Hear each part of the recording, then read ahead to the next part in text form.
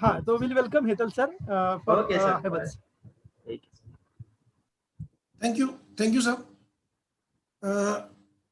दोस्तों, अभी गर्मी का सीजन चल रहा है और जिस तरह से साइंस तरक्की कर रहा है, जिस तरह से ऐप बन रहे हैं हमारे मोबाइल में, सिक्योरिटी ऐप है, गेमिंग ऐप है, फाइनेंशियल ऐप है, इन्वेस्टमेंट ऐप है, तो मुझे लगता है वो दिन दूर नहीं है जब ये कार्टून में दिखाया है ऐसे एक एयर कंडीशनिंग ऐप भी होगा।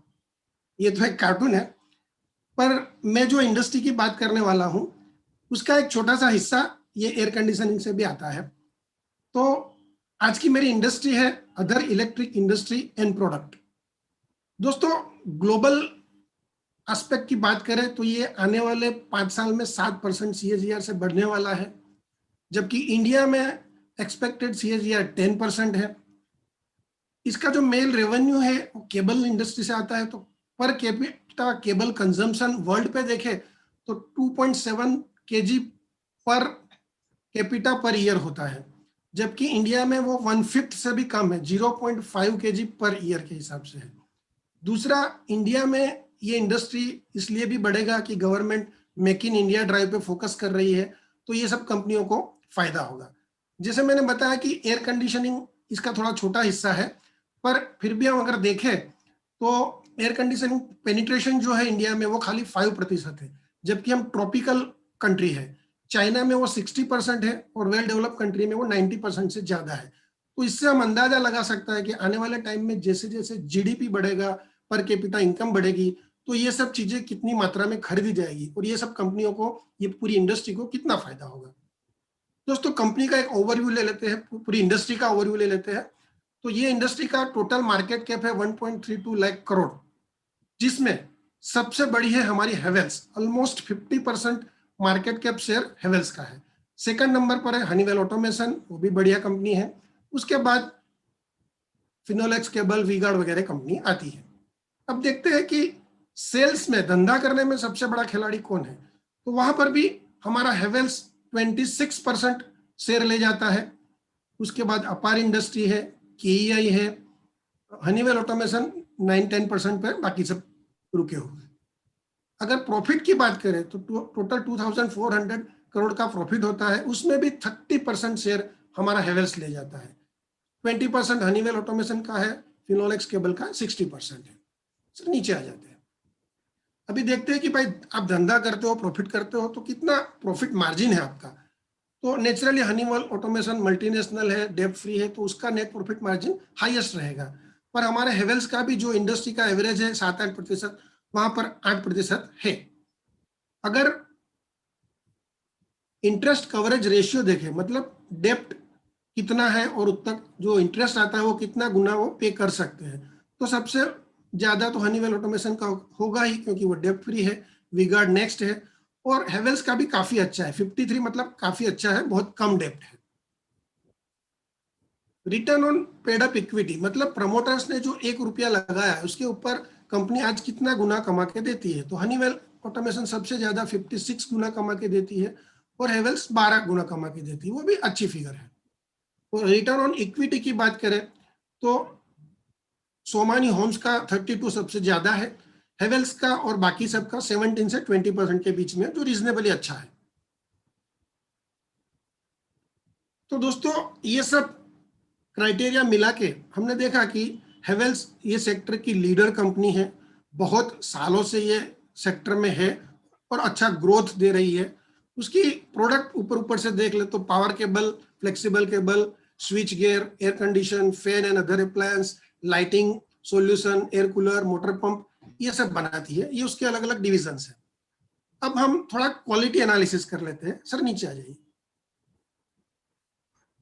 तो देखते हैं कि पिछले 26 साल में, ये 95 से डेटा लिया है मैंने, उसका सेल्स 475 गुना बढ़ा है, जिसको केगार में देखें तो 27% पर ईयर के हिसाब से। और इतना 26 साल में उसका सेल्स सिर्फ एक बार गिरा है, वो भी कमांडेबल चीज है। 26 साल में एक ही बार सेल्स गिरना, 26 साल में तो 3 मेजर साइकिल आ चुकी होगी, पर एक ही बार उसका सेल्स गिरा है। अगर प्रॉफिट की बात गिने तो 1 करोड़ से 1044 करोड़, मतलब 1044 टाइम्स बढ़ा है, जो केगार में देखे तो 30% है। प्रॉफिट उसका 3 एक बार नॉमिनल गिरा है, बहुत ज्यादा नहीं गिरा है, वो भी एक अच्छी बात है। उसका रिजर्व देखें तो 1000 टाइम से भी ज्यादा बड़ा है, वो भी मतलब बहुत अच्छी बात है। उसके मार्जिन देखें तो एवरेजली 8% के आसपास रहता है, पर इस साल थोड़ा बढ़ के 10% आया है, जो एक इंप्रूवमेंट दिखा रहा है। अब देखते हैं, हम कोई भी कंपनी में इन्वेस्टमेंट करते हैं तो साथ में ये भी देख लेते हैं कि मेजर कॉस्ट कहाँ से आता है, कौन सा फैक्टर उसके अर्निंग पर इम्पैक्ट करेगा। तो इसका मेजर कॉस्ट है रॉ मटेरियल, उसके बाद एम्प्लॉय कॉस्ट 10% है। जब हमने तय किया कि हम इसमें इन्वेस्ट करेंगे तो हमें ये भी तो देखना पड़ेगा ना कि हमारे साथ कौन कौन हमारे पार्टनर है। इसमें प्रमोटर्स होल्डिंग ऑलमोस्ट 60% है, म्यूचुअल फंड 2% है, सबसे ज्यादा नेक्स्ट है एफपीआई का। एफपीआई को ये कंपनी पे काफी भरोसा है, 22% है, और एज यूजुअल इंडियन पब्लिक का 6% है। अब हम देखते हैं कि भाई ये डाइवर्सिफाइड कंपनी है तो कौन से सेगमेंट से उसको कितनी रेवेन्यू आती है, तो हमें ये अंदाजा लगेगा कि कौन सा उसका ड्राइविंग फोर्स रहेगा आने वाले टाइम में, कौन सा सेक्टर उसको ग्रोथ देगा। तो सबसे बड़ी रेवेन्यू आती है केबल में से 30%, इलेक्ट्रिक कंज्यूमर ड्यूरेबल में से 23%, और एसी जो उसका लोइड डिवीजन है 16%, स्विच गियर 14%, लाइटिंग 10%। उसका मेन जो इलेक्ट्रिक ड्यूरेबल और केबल में से उसका मेन ग्रोथ आएगा। अभी ये तो उसका हो गया पास्ट। अभी देख लेते हैं कि इस साल में क्या ट्रेंड रहा। दोस्तों, कोरोना की वजह से फर्स्ट क्वार्टर में तो होना ही था, 45% से सेल डाउन हुआ, पर H1 आते आते उसने रिकवर किया और 19% पे डाउन था। 9 मंथ आते आते उसने ऑलमोस्ट रिकवर कर लिया, पिछले साल के मुकाबले ऑलमोस्ट फ्लैट था। तो हमने एक्सपेक्ट किया था कि साल पूरा होते होते 8% से उसके सेल्स बढ़ेंगे, तो ये हमारी एक्सपेक्टेशन के नजदीक थोड़ा बेटर ही आया है, 11% से एक्चुअली सेल्स बढ़ा है। अगर प्रॉफिट की बात करें तो फर्स्ट क्वार्टर में 64% से डाउन था, पर स्ट्रॉन्ग कंपनी का यही एक क्वालिटी है कि सेकंड हाफ में, मतलब फर्स्ट हाफ में 6 मंथ के रिजल्ट में 10% प्रॉफिट में आ गई, 9 मंथ आते आते 33% प्रॉफिट पे आ गई, जबकि बहुत सारी कंपनियां इसी सेक्टर की अभी तक लॉस में चल रही थी, तब ये प्रॉफिट में आ चुकी थी। और हमारी उम्मीद थी, जय किशन जी और मिलिंद सर ने जो एक्सपेक्टेशन हमें बताए थे वो 37% था, तो ये करीबन करीबन उसके पास ही 42%, उससे थोड़ा सा बेहतर आया है। तो मिलिंद जी और जय किशन के लिए तालियां हो जाए, उनके एक्सपेक्टेशन के मुताबिक ही रिजल्ट आया है। दोस्तों, मैनेजमेंट कमेंट्री में एक चीज हमें ध्यान रखनी पड़ेगी कि सेकंड वेव ऑफ कोविड आया तो लास्ट कुछ डेज में स्टोर्स बंद थे तो सेल्स डाउन था, और ये साल के फर्स्ट क्वार्टर में भी थोड़ा इम्पैक्ट आएगा, तो हमें मेंटली प्रिपेयर रहना पड़ेगा कि फर्स्ट क्वार्टर का रिजल्ट शायद थोड़ा इम्पैक्ट हो। अभी देख लेते हैं कि भाई एक्चुअल डेटा लॉन्ग टर्म कितना है। तो लॉन्ग टर्म ग्रोथ 26 साल का देखें तो रेवेन्यू 27% से बढ़ा है और प्रॉफिट 30% से बढ़ा है। अगर 10 साल का भी देखें तो रेवेन्यू 14% से बढ़ रहा है और प्रॉफिट 16% से बढ़ रहा है। 5 साल का ग्रोथ देखें तो रेवेन्यू वही 14% है, पर प्रॉफिट, नेट प्रॉफिट मार्जिन पे थोड़ा इंपैक्ट हुआ है और प्रॉफिट 8% से बढ़ा है। तो ये एक थोड़ी चिंता वाली बात है। और उसके बाद मैनेजमेंट ने कुछ स्टेप्स लिए हैं, जैसे लॉयड्स के एसी डिवीजन को परचेज कर लिया और थोड़ा डाइवर्सिफाइड किया है, तो हमें उम्मीद है कि आगे जाके वो रेक्टिफाई कर लेंगे। करंट ईयर का ग्रोथ जैसे मैंने बताया 11% और 42% है।